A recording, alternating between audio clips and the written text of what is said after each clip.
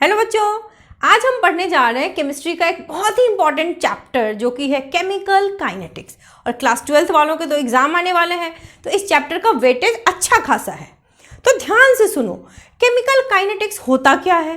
Chemical kinetics का मतलब होता है कि कोई भी रिएक्शन जब रिएक्टेंट से प्रोडक्ट में बदल रहा होता है तो उसके बदलने का रेट क्या है, यानी कि किस रेट से रिएक्टेंट प्रोडक्ट में कन्वर्ट हो रहा है, यानी कि रिएक्टेंट कंज्यूम हो रहा है और प्रोडक्ट बन रहा है। ठीक है, तो क्या रेट का मतलब हम लिख सकते हैं change in concentration of reactant divided by change in time, यानी कि कॉन्सेंट्रेशन को चेंज होने में जितना टाइम लगे वो है डेल्टा टी, और जितना अमाउंट ऑफ रिएक्टेंट चेंज हुआ उसको हम डेल्टा सी से रिप्रेजेंट कर रहे हैं। तो rate is equal to delta C by delta T. अब ये जो रेट है वो दो तरह के हमें पढ़ने हैं। पहला रेट पढ़ना है जो कि है एवरेज रेट, और दूसरा पढ़ेंगे इंस्टेंटेनियस रेट। तो देखते हैं एवरेज रेट का मतलब क्या होता है। यूँ तो एवरेज हम हर वक्त निकालते रहते हैं मैथ्स में या डिफरेंट सब्जेक्ट्स में। तो एवरेज का यहाँ पे क्या मतलब है, total change in the concentration of reactant divided by total time taken. अब एक ग्राफ से इसको समझते हैं। हमने कॉन्सेंट्रेशन और टाइम का ग्राफ बना दिया है। तो जब टाइम t1 था तो मेरे रिएक्टेंट का कॉन्सेंट्रेशन c1 था, और जब टाइम t2 था तो रिएक्टेंट का कॉन्सेंट्रेशन c2 था। तो अगर मुझे इसका एवरेज निकालना हो, यानी कि रेट का एवरेज करना हो, तो मैं लिखूंगी c2 minus c1 divided by t2 minus t1। लेकिन यहाँ पे रिएक्टेंट का कॉन्सेंट्रेशन घट रहा है, इसीलिए रेट इक्वेशंस में हम एक माइनस साइन लगा देते हैं।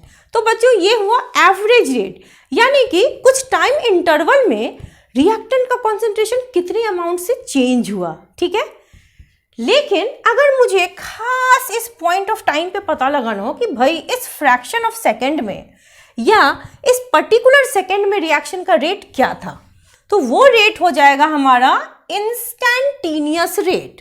तो यहाँ पर हमें डिफरेंशियल इक्वेशन की जरूरत पड़ेगी। तो रेट जो हम इंस्टेंटेनियस निकालते हैं वो होता है minus D R by D T. Minus again इसीलिए क्योंकि रिएक्टेंट का रेट घट रहा है, यानी कि अमाउंट घट रहा है, तो इसलिए माइनस साइन हम लगाते हैं, और इस कर्व से एग्जाम में क्वेश्चन आते हैं। तो रेट जो हमारा इंस्टेंटेनियस है, हमने क्या किया, एवरेज जो रेट था delta C by delta T, उसमें टाइम का लिमिट लगा दिया t टेंड्स टू 0, और वही रेट बन गया हमारा इंस्टेंटेनियस रेट। इसको हम ऐसे भी लिखते हैं D C by D T या minus D R by D T. D C by D T का मतलब हुआ rate of change of concentration. लेकिन अगर हम प्रिसाइजली रिएक्टेंट और प्रोडक्ट की बात करें तो रिएक्टेंट का कॉन्सेंट्रेशन घट रहा है तो माइनस साइन, और प्रोडक्ट का कॉन्सेंट्रेशन बढ़ रहा है तो वही रेट है प्रोडक्ट के बनने का, जो रेट है रिएक्टेंट के घटने का। तो प्रोडक्ट के बढ़ने का रेट है dp बाई dt। तो ये इक्वेशन से हमारे कई न्यूमेरिकल्स आते हैं। अब नेक्स्ट टॉपिक है रेट लॉ। चूंकि हम रेट ऑफ इक्वेशन देखते हैं तो हमने एक लॉ भी बनाया हुआ है जिसको कहते हैं रेट लॉ, यानी कि रिएक्शन का रेट कॉन्सेंट्रेशन पे कैसे डिपेंडेंट है। तो देखो भाई, ऐसे डिपेंडेंट है। रिएक्शन का रेट जो है R that is equal to K, ये एक कांस्टेंट है, एंड कॉन्सेंट्रेशन का पावर जो लेंगे हम वो उसके ऑर्डर के बराबर लेंगे। जिस रिएक्शन का जो भी ऑर्डर होगा 0 होगा तो यहाँ पर पावर कॉन्सेंट्रेशन का 0 आएगा। रिएक्शन का ऑर्डर अगर 1 हुआ तो यहाँ पे 1 आएगा, 2 होगा तो 2 आएगा, 3 होगा तो 3 आएगा, एंड सो ऑन। अब हम समझेंगे कि ऑर्डर ऑफ द रिएक्शन क्या होता है।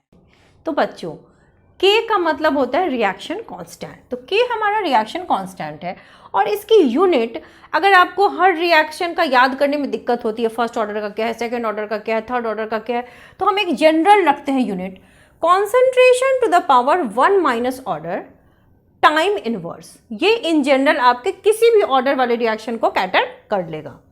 अब आते हैं ऑर्डर जो पढ़ रहे हैं उसका एग्जैक्टली मतलब क्या होता है। तो एक इक्वेशन देखिए, suppose m1 mole of A ने रिएक्ट किया m2 मोल ऑफ B के साथ और मिल गया हमें प्रोडक्ट।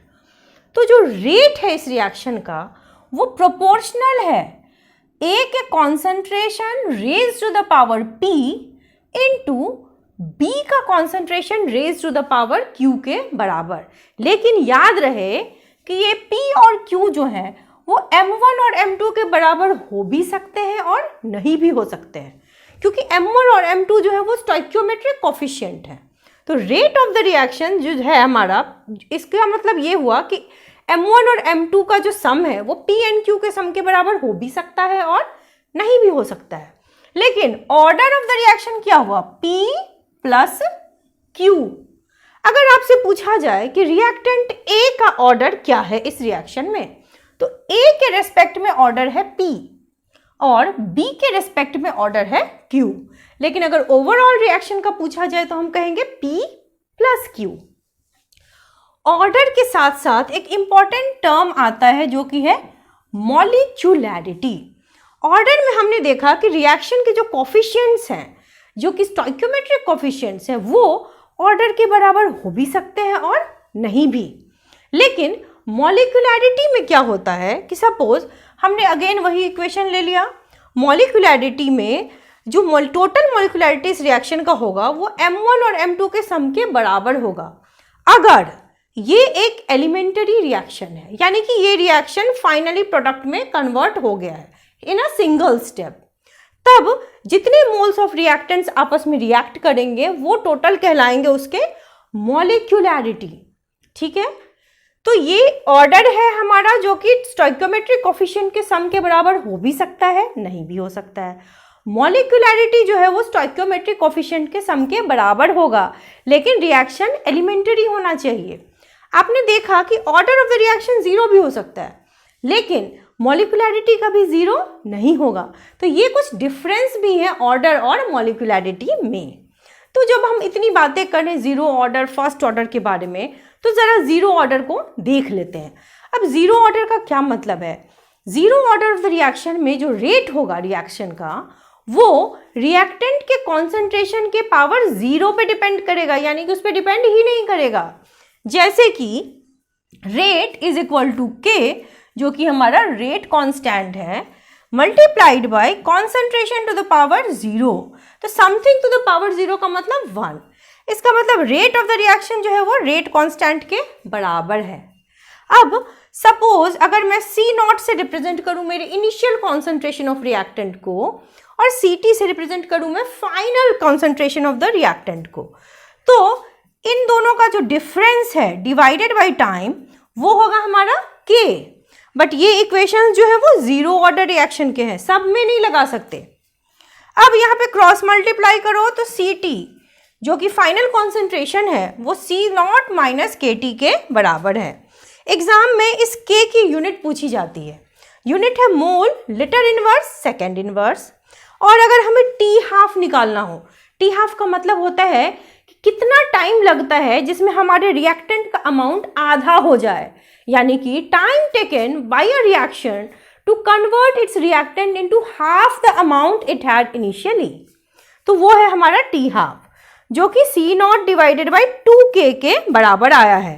तो यहाँ से हम क्या सीख पा रहे हैं? यहाँ से हम ये सीख पा रहे हैं कि जो हमारा T½ है वो इनिशियल कॉन्सेंट्रेशन के डायरेक्टली प्रोपोर्शनल है, लेकिन हर रिएक्शन में ऐसा नहीं होता। जीरो ऑर्डर रिएक्शन में क्या होता है?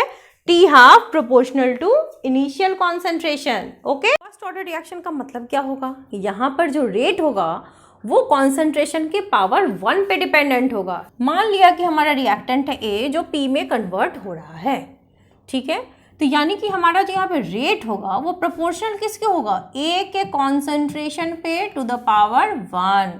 ये इसका रेट इक्वेशन हो गया। अब अगर मुझे इसमें टाइम निकालना हो कि कितने टाइम में ये रिएक्शन जो है वो प्रोसीड किया है, तो that is equal to 2.303 divided by K और log A by A minus X. तो यहाँ पर मान लिया कि इनिशियली हमारा जो A है वो A था, कैपिटल A, यानी कि जो रिएक्टेंट A था उसका हमने A मोल लिया था, P शुरू में 0 था, ठीक है। लेकिन after time T A became A minus x और P बिकेम स्मॉल a, ठीक है। तो इसीलिए हमारा जो T है वो बन गया 2.303 by K log A by AX। अब इसी इक्वेशन को क्रॉस मल्टीप्लाई करेंगे तो हमें K मिल जाएगा जो कि 2.303/T log C0/Ct के बराबर है। C0 का मतलब हुआ इनिशियल कॉन्सेंट्रेशन, या हम समझ लेते हैं इसको A। Ct का मतलब concentration at time T which is A minus X। तो जब फर्स्ट ऑर्डर रिएक्शन का हमने T हाफ निकाला वो आया 0.693/K। और याद रहे यहाँ से न्यूमेरिकल बहुत आते हैं। यहाँ पर क्या देखा हमने कि T half is equal to 0.693/K। यहाँ पर रिएक्टेंट का जो कॉन्सेंट्रेशन था इनिशियल वाला वो तो दिखा ही नहीं। इसका ये मतलब हुआ कि जो फर्स्ट ऑर्डर रिएक्शन है उसका T हाफ इंडिपेंडेंट है इनिशियल कॉन्सेंट्रेशन ऑफ रिएक्टेंट से। तो यहाँ से क्वेश्चन बनते हैं। अब और भी एक इंपॉर्टेंट पार्ट है इसका जो कि है graphical representation of first order reaction. तो ये बिल्कुल आएगा आपके एग्जाम में, तो ये ग्राफ जरूर देख के जाइएगा, ठीक है। ये हमारा ग्राफ है टाइम का versus log concentration of C0/Ct का। तो यहां पर देखो हमने लिया है ये थीटा। थीटा जो होता है वो स्लोप होता है कर्व का which is equal to 2.303/K। तो ग्राफिकल रिप्रेजेंटेशन में हमने एक टाइप देखा T वर्सेस लॉग C0/Ct जो कि एक स्ट्रेट लाइन और पॉजिटिव कर्व है। और tan थीटा यानी कि स्लोप आया 2.303/K। tan थीटा की वैल्यू निकालनी पड़ती है रिएक्शंस की। लेकिन अगर हम T वर्सेस लॉग Ct को प्लॉट करें तो जो कर्व है हमारा वो ऐसा आएगा।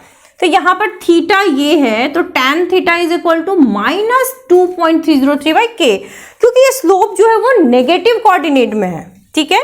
तो ये था हमारा फर्स्ट ऑर्डर रिएक्शन जिसमें हमें T की वैल्यू याद रखनी है, K की याद रखनी है, T हाफ याद रखना है और इसका ग्राफिकल रिप्रेजेंटेशन याद रखना है। ये सारी चीजें बड़ी इंपॉर्टेंट है फर्स्ट ऑर्डर रिएक्शंस के। न्यूमेरिकल यहीं से हिट करते हैं। अब हम सीखने जा रहे हैं half life of a reaction. Half life का मतलब होता है time taken by a reactant to get converted into half of the amount. यानी कि अगर मैं 2 मोल लूं तो 1 मोल बनने में कितना टाइम लगेगा, ये है उसका हाफ लाइफ। तो हम जीरो ऑर्डर और फर्स्ट ऑर्डर के हाफ लाइफ को देखेंगे, वहां से क्वेश्चंस आते हैं, न्यूमेरिकल आता है। जरा देखिए रिएक्शन में K की वैल्यू है R0 माइनस R/T यानी कि initial concentration minus final concentration divided by time. तो अगर T मेरा T हाफ है तो R जो है वो भी हाफ हो गया होगा ना, तो R is equal to R0/2। अब इस R की वैल्यू हम यहाँ डाल देते हैं तो K will become R0 minus half R0/T half. तो T हाफ क्या हो गया, R0/2K के बराबर हो गया। ये किस में हुआ है, जीरो ऑर्डर रिएक्शन में। लेकिन फर्स्ट ऑर्डर में K की वैल्यू क्या होती है, 2.303/T log R0/R। तो यहाँ पर जो K है वो तो वही रह गया, T को हमने T हाफ बना दिया क्योंकि हमें यहाँ पे T हाफ निकालना है। और ये जो R है वो यहीं के तरह जैसे at T half R becomes R0/2 यानी कि जितना था उसका आधा हो गया, तो वही वैल्यू हम यहाँ पे R की लगा देते हैं। तो अब R0 डिवाइडेड बाई R0/2 क्या हो गया, log 2। यहाँ पे log पहले से था और ये डिवाइड होकर 2 हो गया। तो T half will become 2.303/K log 2। अब इसको अगर हम कैलकुलेट करें log 2 के साथ तो T हाफ आएगा 0.693/K। तो हम देख सकते हैं कि फर्स्ट ऑर्डर रिएक्शन का T हाफ कॉन्सेंट्रेशन पे डिपेंडेंट नहीं है, लेकिन जीरो ऑर्डर का T half directly proportional to initial concentration है। तो यही है हमारा हाफ लाइफ। हमें जीरो ऑर्डर और फर्स्ट ऑर्डर के हाफ लाइफ को निकालना है, ठीक है बच्चों। अब हम देखने वाले हैं टेम्परेचर क्या रोल प्ले करता है रिएक्शन के रेट पर, यानी कि क्या वो चेंज होता है। तो हाँ, कुछ रेंज तक ऐसा देखा गया है कि कई रिएक्शंस में एवरी 10 डिग्री सी राइज करने पर रिएक्शन का रेट ट्वाइस या थ्राइस हो जाता है, यानी कि ट्वाइस टू थ्राइस के बीच उसका रेंज होता है। तो that is the temperature dependence of rate of reaction. तो आर्हीनियस ने एक इक्वेशन दिया K is equal to AE⁻−EA/RT, जिसमें ये जो कैपिटल A है वो है Arrhenius factor which is a constant. और EA तो आप जानते हो एनर्जी ऑफ एक्टिवेशन होता है, यानी कि मिनिमम एनर्जी जो कि रिएक्टेंट्स को चाहिए रिएक्शन में रिएक्टेंट टू प्रोडक्ट बनने के लिए। R आप जानते हो universal gas constant and T is the temperature. तो अगर मैं इसका लॉग लूं तो ln K will be equal to -EA/RT plus log A। अब अगर मुझे दो डिफरेंट टेम्परेचर्स पे रेट को कंपेयर करना है, तो मान लिया कि पहला टेम्परेचर मेरा T1 था, तो T1 पे ln K1 जो है इसी इक्वेशन में हम पुट करेंगे वैल्यू, तो वो आएगा -EA/RT1 प्लस ln A के बराबर। इसे हमने मान लिया इक्वेशन 1। अब एक दूसरा टाइम लेते हैं, दैट इज T2। तो वहां पर देखो ये वाला इक्वेशन हो गया ln K2 is equal to -EA/RT2 plus ln A। This is equation 2। अब हम 1 माइनस 2 कर लेते हैं, सब्ट्रैक्टिंग 1 फ्रॉम 2, तो क्या हो जाएगा ln K2 minus ln K1 हो गया LHS में, RHS में टोटल दिस माइनस दिस, तो ये हो गया EA/RT1 माइनस EA/RT2। तो फर्दर ये ln K2 minus ln K1 है, तो ln K2/K1 हो गया, और RHS में हो गया EA/R into 1/T1 minus 1/T2। अब लॉग ले लेते हैं, ln base 10, log K2/K1 will be equal to EA/2.303R into T2 minus T1 divided by T1 into T2। ये है temperature dependence of the rate. Exactly हम ऐसे यहाँ पे वैल्यू निकालते हैं, और ये एक इंपॉर्टेंट पॉइंट है जहां से न्यूमेरिकल जरूर आएंगे आपके एग्जाम्स में, ठीक है। अब एक लास्ट टॉपिक है, दैट इज कैटलिस्ट। कैटलिस्ट का काम क्या होता है? कैटलिस्ट का काम होता है रिएक्शन के रेट को फास्टन करना, क्योंकि हर रिएक्शन में रिएक्टेंट को मिनिमम कुछ एनर्जी चाहिए होती है रिएक्टेंट से प्रोडक्ट बनने के लिए। उस मिनिमम एनर्जी को कहते हैं थ्रेशोल्ड एनर्जी, ठीक है। और कोई भी रिएक्शन तभी फीजिबल होगा जब रिएक्टेंट की जितनी एनर्जी है उससे कम एनर्जी होगी प्रोडक्ट की। अगर मैं एक ग्राफ प्लॉट कर दूं, तो ये मेरा रिएक्टेंट है, और अगर मैं एनर्जी देखूं तो रिएक्टेंट की अगर एनर्जी यहाँ पे है तो प्रोडक्ट की एनर्जी इससे नीचे जरूर होनी चाहिए, ठीक है। तो ये है हमारा कैटलिस्ट।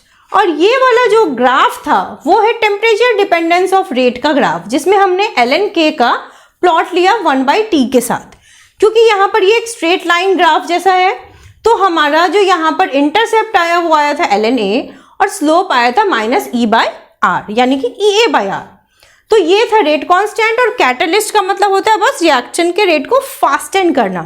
तो इस वीडियो को देखने के बाद आपके जो भी डाउट्स होंगे केमिकल काइनेटिक्स में वो बिल्कुल क्लियर हो गए होंगे। तो अगर आपको ये वीडियो अच्छा लगा हो तो अपने दोस्तों के साथ जरूर शेयर करें, ताकि उनके भी एग्जाम में अच्छे मार्क्स आए। Bye bye.